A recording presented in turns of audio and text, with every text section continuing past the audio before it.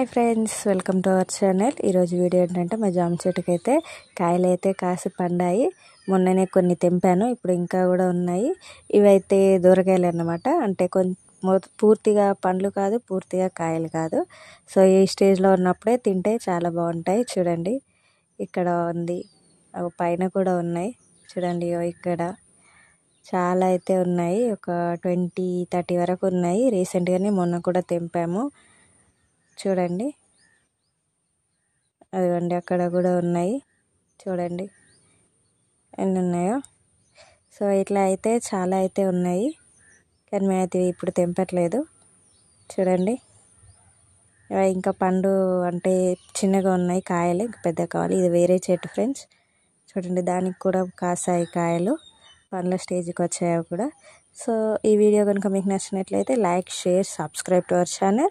మరొక వీడియోలో మళ్ళీ కలుద్దాం. బాయ్.